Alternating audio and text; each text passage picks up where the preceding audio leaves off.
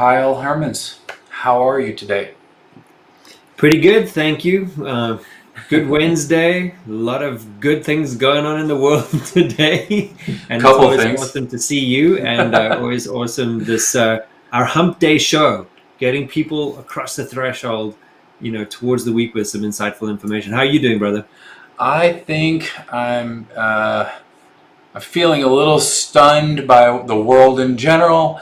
I'm here though. I always look forward to these shows as just like a check-in on reality. So I think that let's just get into it today and I'll tell everybody what we're going to do today is we have a couple of topics coming up. We're going to talk a little bit about 5G today.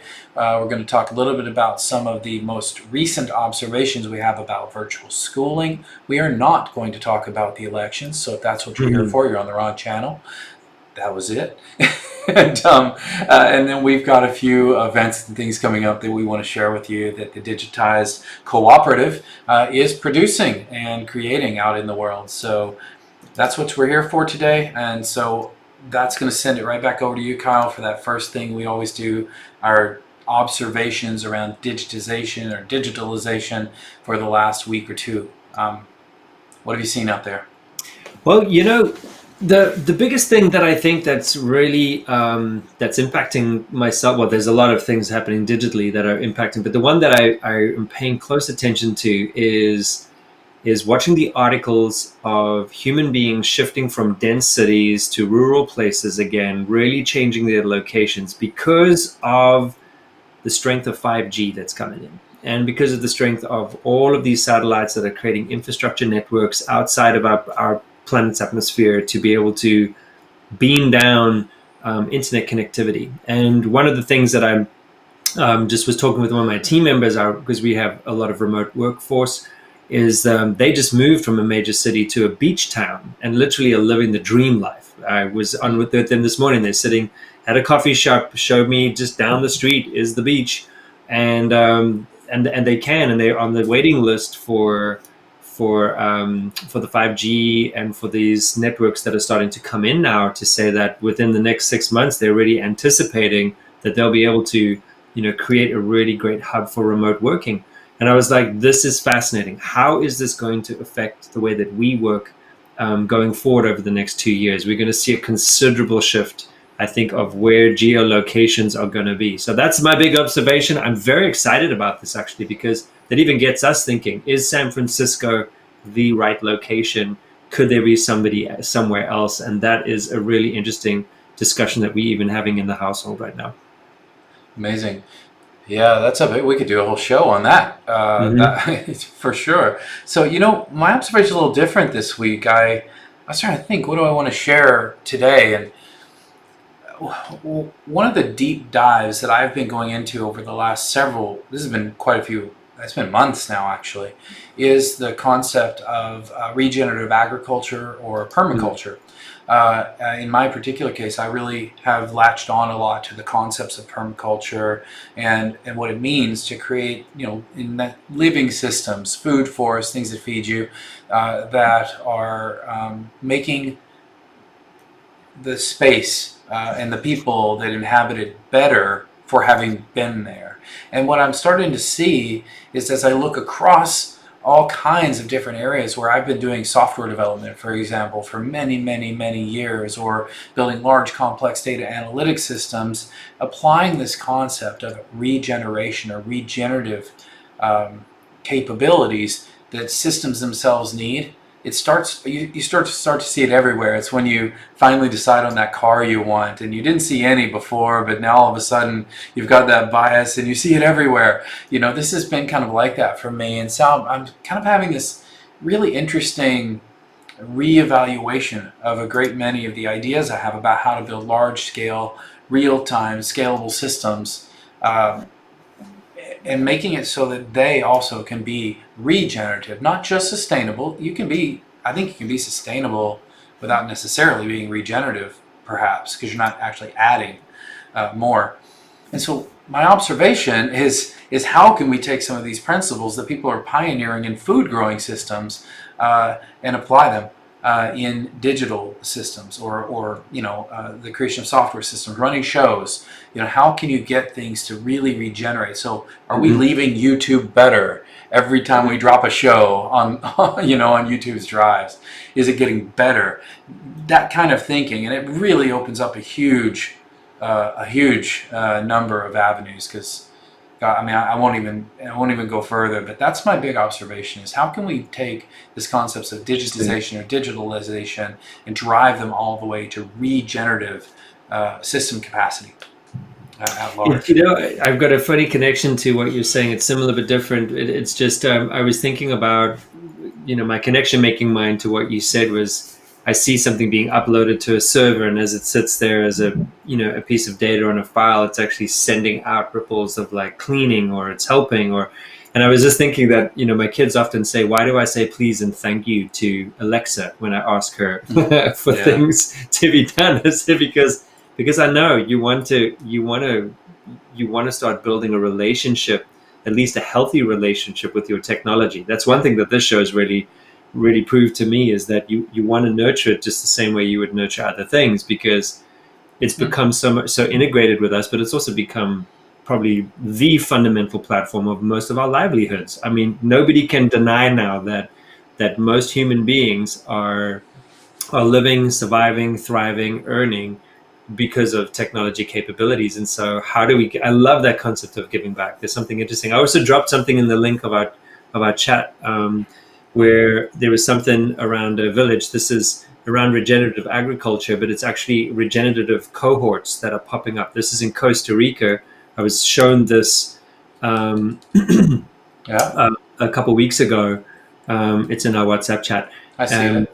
If you want to look at it. But anyway, it's called the Algeria village, and what they're doing is I'll see if I can pull it up over. Yeah, these are folk like us, families like us, who are kind of done and want to move into more of a regenerative lifestyle, but not sacrifice their first world, but they want to link it to this idea of agriculture and regenerative agriculture, but actually regenerative lifestyle. And it's super fascinating that these are popping up, more cohorts, as people are going out and acquiring land in these remote places because of linking back to 5G and linking back to remote working and linking back to all the things that you're sharing about. So super fascinating. This is a designing for regenerative future. So it's all these super amazing tech folk and people who have done well. You can see they've popped out to this incredible location out in Costa Rica. And they're these communities popping up now where they're building it in the way they want, and they're trying to integrate technology and nature together, and really fascinating stuff. So just a quick that's wonderful. I haven't seen that one. But the cool thing about Costa Rica is that they have, if you go on YouTube and you search for, say, permaculture Costa Rica, you're going to find 1,000 videos, and they're amazing, of all of these wonderful, wonderful case studies of people, because the climate there in particular is good for certain types of growing and food, and a lot of the local practices historically have been more amenable. So yeah, maybe we will in the future. So Riff, maybe we should think about this a little more, and how could we take some of these principles of things like permaculture or regenerative agriculture and apply them to technology in business. And I think that would be fascinating. Fascinating. Could be a whole series. Maybe that's season 4. I don't know.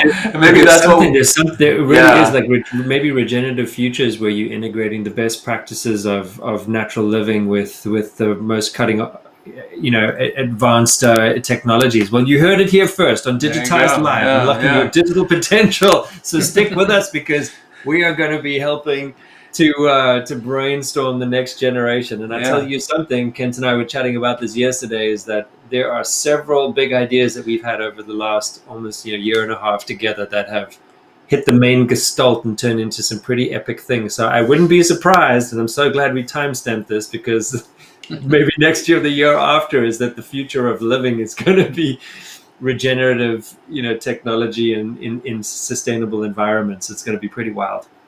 Well, I think the other topics we want to cover today are 5G and a little bit about 5G arriving. Did you have anything you wanted to talk to about that? And then we'll get into just a little bit about, I mean, we're just so deep in it with what we'll call the future of school Mhm. that I think if we each want to share a little bit about things that we've learned in the last weeks. And it was so funny, Kyle, when we were on the pre-show today, you were talking about this meeting that you had with your family to talk about what's working and what's not working. I literally did the exact same thing this week. We didn't even coordinate that, and I think that's kind of interesting. We're kind of the mind meld going on, but let's make sure we get to that. So, what was it you wanted to share about 5G and your thoughts around that? And I'll Yeah, it was just a little more around just those observations. I think the biggest thing that I'm connecting around 5G, and that you and I chatted about this too, is that there's 5G, there's Starlink, there are these other things going up. There's definitely a democratization and a demonetization of our ability to get access to very fast, stable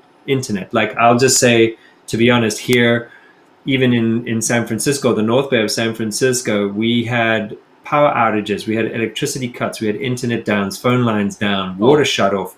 And then well, we in San Francisco. I mean, this is one of the most well, expensive, advanced cities on the planet. And we missed yeah, our show crazy. for a That's little right. while because of this. We couldn't actually properly produce the show, so we decided just to let it sit for a week. And this was because literally we had rolling power outages. And like you said, I think when we managed to connect on the phone, you said, my power's out, my utilities are out, I see no fire, I see no smoke, I have no idea what's going on.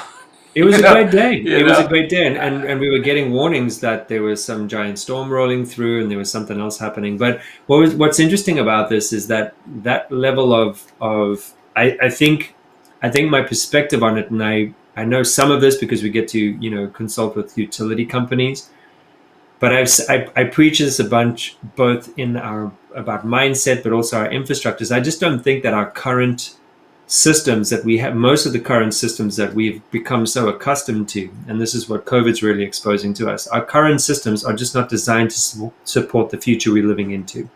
There's so many of them. And one of the most archaic ones, I think, is the grid system. That was designed for an early 1900s, type of way of living. We're now, that we billions of people more. We are living in very different ways. We have very different needs, and as our climate is shifting, it is putting spiky elements on us. So storms aren't just like natural flows. We either have very hot days or very cold days. It's either like fires or it's like tornadoes or hurricanes. It's like there's not a lot of middle ground anymore. There's a lot of extremities, and I don't think that our current infrastructure has been designed that way. And of course, we've noticed over the last couple of years that some of the big utilities companies have their old infrastructures have cost them a lot of money in fines because they weren't well maintained. So one of the things I think that's happening right now is they're just saying, "Oh, if I see a problem, best thing to do, turn it off. Just turn it all off." That's not sustainable. I mean, we have No. to work. So I think this idea of 5G coming and things going untethered and moving to a very different sort of way is going to we're going to be creating a new structural system, and we are creating a new structural system around us, which I think is interesting. And that, of course, is also going to impact the way that we school and how we school, which we'll get to in a minute. But any thoughts on 5G? Well, let me make it super practical. If we had a combination of 5G and or Starlink, that would be sufficient bandwidth and low enough latency that we could actually run this show. I don't know if we'd be able to produce at the same resolution and use the same amounts of bandwidth we do now, and we're doing right this second. But what do you need? So for example, here where I live, I've got an AT&T fiber connection. I've got a gig up, a gig down. So that works when I power it externally. So if I had a Tesla Powerwall and a few solar panels, that'd give me enough hours of juice to be able to fire up the AT&T fiber router, connect the computer, get this online, connect to you, to connect into the software that we use to bring guests in, which you're a guest technically on the show. We would literally be able to run this show if we had 5G and or Starlink, a Tesla Powerwall or two, a couple of solar panels, and just keep right on, and a fiber link. Because Comcast, for example, Comcast Xfinity, when the power goes off, Comcast Xfinity stops working. Yeah. As long as I can power my AT&T router, I still have internet.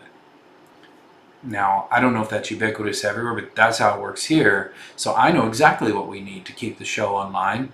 And I think that's just one way to look at it. And every single thing that I said is not that expensive. The technology, the cost is fairly democratized at this point. It's just not widely available yet, right? So I would need to spend, gosh, I think I did the math, and it was like, depending on how fancy you want to go, between $30,000 and $60,000 if I want to 100% own my system, meaning I don't have to effectively turn all my power that I generate and store over to the local utility every single day, which limits the disaster recovery capability of the system.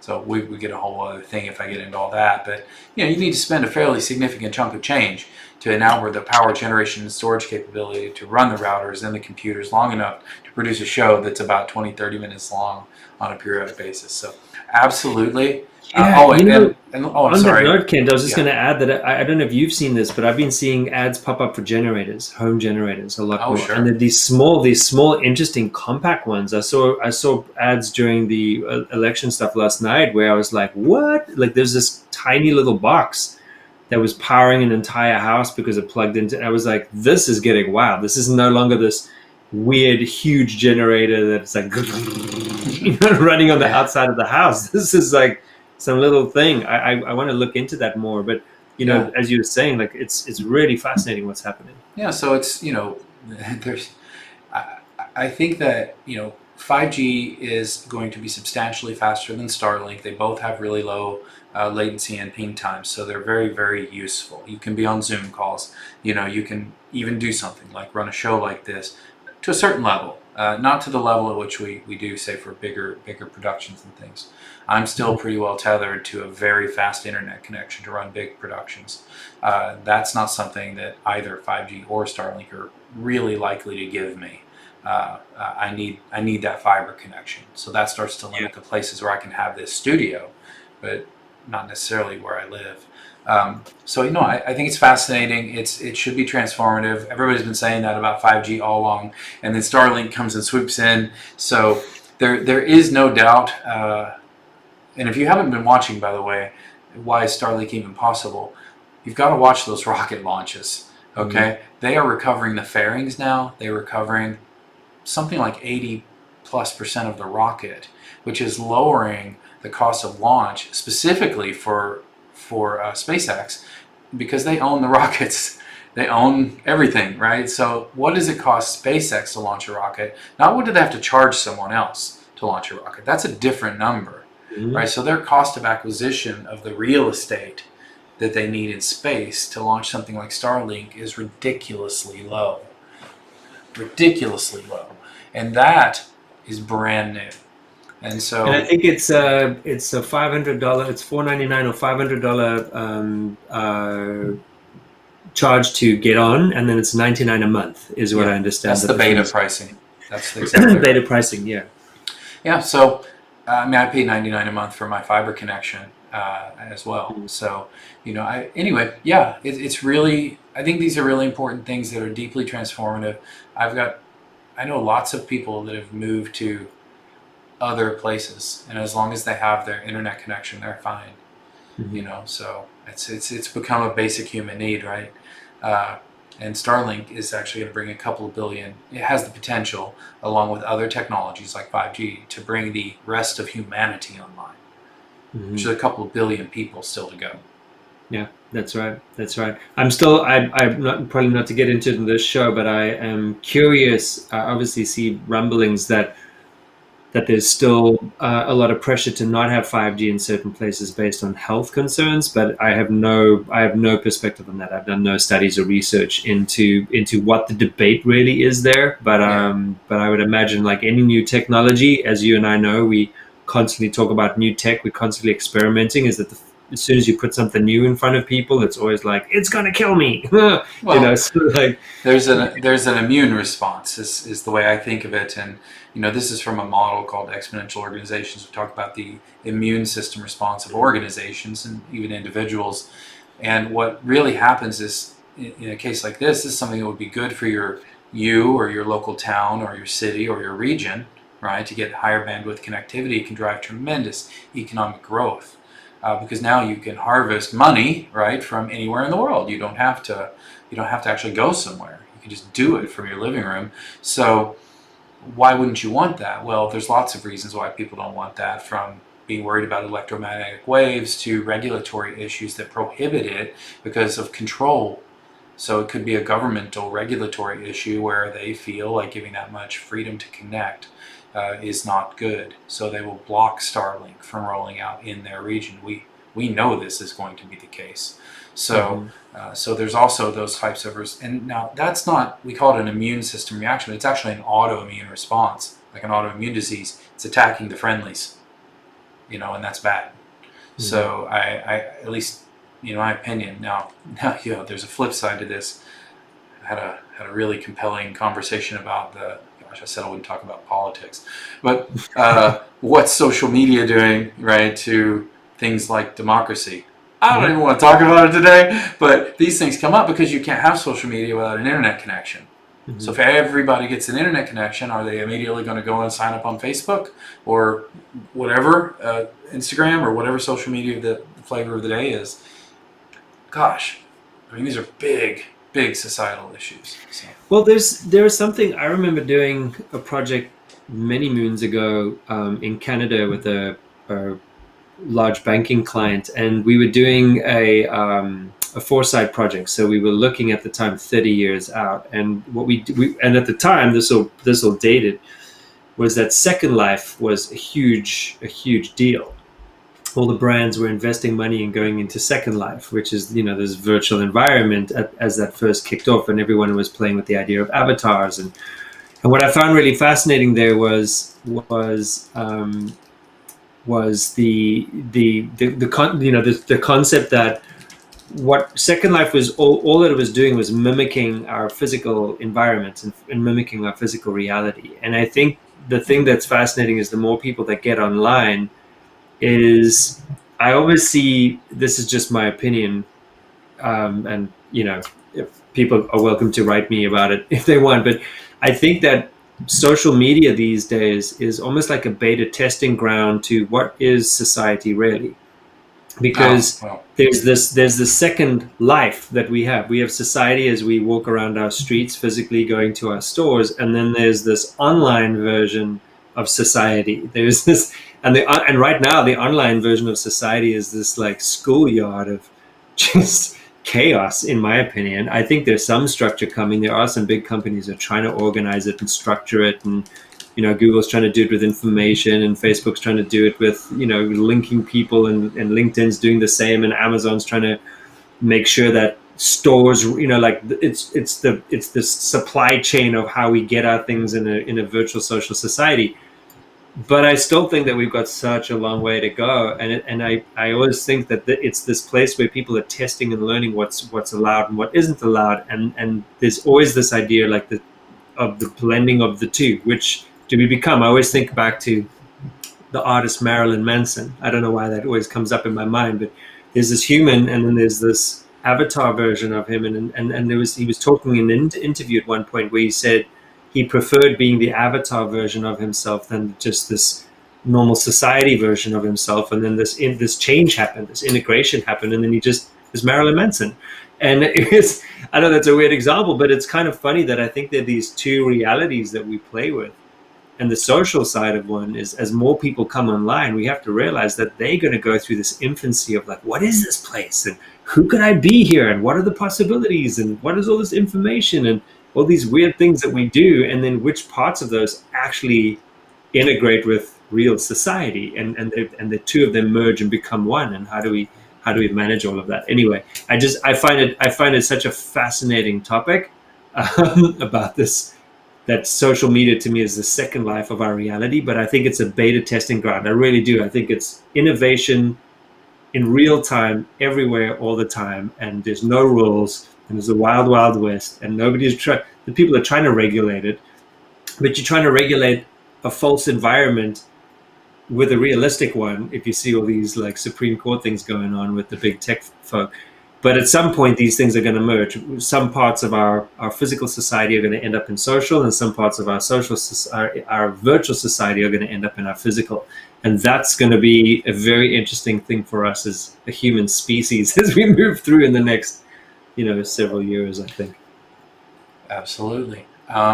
We were going to cover a couple more things today, but I think we'll have to take it out on maybe an observation. We can make an observation. We probably have time left, Kyle, to do something like an observation around some of the schooling. I think you had some stuff you might want to share. I might have. I've got one story I might share a little bit about. Yeah, share your story. Share your story, and I'll give one thought as well. And then I think that'll take us out for today. I've got one event I want to show that's going on as well.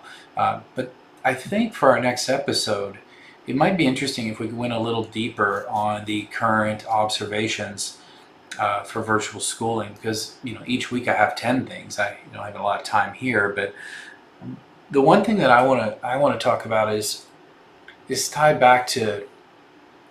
tied back to sort of concepts of confidence and self-worth, and do you feel good about yourself? So as a student, if you're in these virtual academy, ours is called a virtual academy, where my kids are going now, and the question is, at the end of the day, at the end of the week, at the end of the month, do they feel like they've accomplished something? Have they increased their confidence? And it's not about whether they learned something necessarily. They probably did, but do they actually feel like they did? And without that teacher sort of right there over their shoulder all the time, or mom and or dad, or whatever, acting as proxy, for that teacher with the, trying to say good job and all these things. And what I saw we had an experience this week with one of the kids where they took a test and they blew it out of the water, right? No reason not to be very proud of the performance. But at the end of the test, my son had actually felt that he did poorly. And I was trying to get to I was like, what is going on, And it turns out it was an adaptive test. It gets harder on purpose. But he didn't know he was taking an adaptive test. So he just felt like he had failed, right? Because he didn't know the answers. That was crazy. And so this is just a miscommunication. He did wonderfully. Yay, congratulations, he did great. But when I asked the teacher says, of course I told them it was an adaptive test. But the problem was, he wasn't paying attention, probably, when that was said, so he didn't realize what he was getting into. And this really wonderful thing that happened turned out to be a really negative thing for a while until we sorted it out. And then at the end of all of that, after I figured out actually what had happened, the insanity of this, we said, you know what?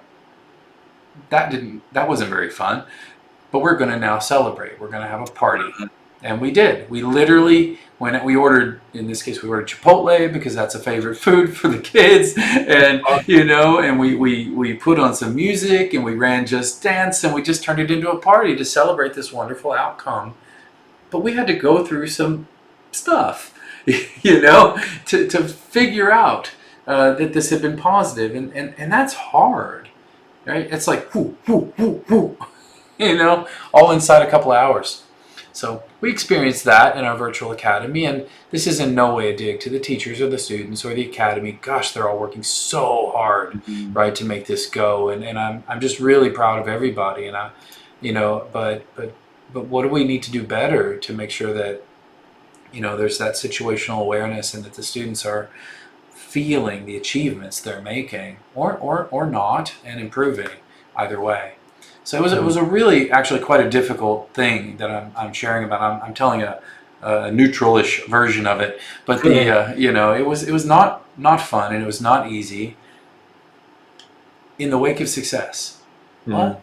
I just love that you converted it to celebration. I think that's really important. It's really, really important that I think the pressure is on, because there aren't those same signs, symbols, and cues. We as parents are working our jobs, and running our businesses in this virtual environment. The kids have had to do, like, their level of self-learning and self-managing has exponentially increased in the last several months. Unless we quit what we're doing and just monitor them full time, or they work next to us, or we work in pairs, listening and being in class with them, which is almost unsustainable. Some people are able to do that, others are not.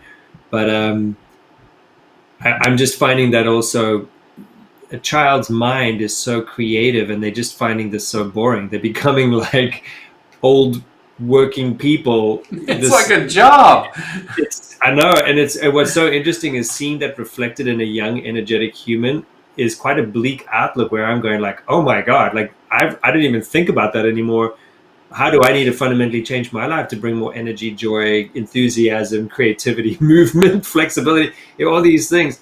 And I was showing you just offline. I'll share the one thought to this is that what I still blows my mind. My kids will finish school, virtual school, and then they will play school in the physical here in the house. They'll actually become teachers. And what they're doing is they're practicing and actually creating their own curriculum and their own classes to compensate for how boring. And no offense to any of the teachers, but it's a hard one because the teachers I've watched the classes. They're doing the best they can. I mean, they're bringing all the energy, they're bringing all the joy. Yep. But kids have social cues from other kids. There's this vibration. It's like they feed off of each other, right? There's a vibe. But when you're in the virtual and the camera's off and the sound is off, and it's really it's that same level of like energy outlet and connectivity and relatability isn't there. And the teachers have to work doubly hard. So blessings to all those amazing, hardworking teachers.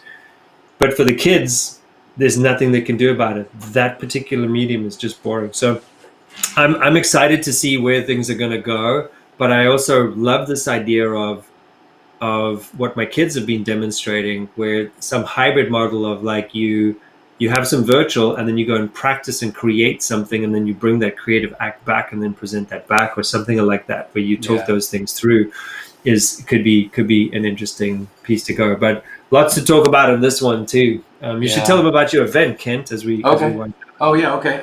So this is pretty cool, if I do say so myself. What I mean is we're talking about parents right now, and we're talking about it's been difficult, right? And so one of the things that one of the organizations that I am a co-founder in is called Open EXO, and we have a series of events that are called EXO World Events, and most of our events are targeted squarely at enterprise type things, and we've never really run an event that's just promoting out for parents as this one is. So we've come up with this concept, and that's Lily there. We'll give her, she's kind of spearheaded this and wants to do this, has done some other really interesting work with families around education and keeping the kids connected. But Surviving the School Year is a virtual event that we're running. We're going to be running it in Hopin. It's wide open to anybody who wants to come. You don't necessarily have to have kids, but if you have cousins or nephews or whatever's going on, it'll be on the 21st of November. It's running for 4 hours. It's not just us all talking at you. This is a live, virtual, interactive event where you are a participant. We're going to have incredible speakers there that are going to be helping. They'll be live in session, so you'll be able to talk to them, ask questions, go to their booths. We're going to have activities for kids in addition to the activities for parents that are going to be pretty cool. We haven't announced what those are yet, but it's going to be really fun. And we're running this, and we're just trying to run it basically at cost. The ticket prices are $7, and what we're saying to people is that if that proves a challenge in these times, just tell us, and we'll take care of you. We don't want that to be some kind of a barrier to coming and finding people that can give you frameworks or tools or support, or meeting other parents in the networking sessions that are having problems similar to yours. So it's the first time we've done something quite like this, and I'm really excited to be able to do it and offer it. And I'll be behind the scenes doing the studio pieces of this, Kyle. So it's going to be fun, and we just opened it up on Monday, and we're doing a quick, short, really fast, push out to everybody. And there's some pretty neat stuff, some special music guests we've gotten some line on and heard about that are coming up. So yeah, anyway, enough of that. It's going to be super fun. Check it out. The way that you know where to go see it is here. Let me put this link. So if you go, that's events.exoworld.live, and you will be able to go and see this website and register if you want to. We hope to see you there. It's awesome. Yeah, sign up, everybody. Sign up and go and check this one out. It's important. And with that, I think we're pretty much a wrap today, Kyle. Anything else you want to share before you take us out? No, that was it. Next week, for those that are interested, I'll be running a masterclass in Australia around disruption mapping, which we can link to next week as well. But apart from that, thank you so much for attending our show again today. Today, we are so appreciative of your support, of your viewership. Please hit that subscribe button. Please hit that like button. Share it with other people. We are thoroughly enjoying, this is our episode 8 of season 3. We're thoroughly enjoying bringing you these perspectives, bringing you some ideas and solutions to be able to digitize and unlock your digital potential. So we'll be seeing you next week again, and stay safe out there. And no matter what happens this week and whatever in the next couple of weeks, just remember, we are the change that we need to see.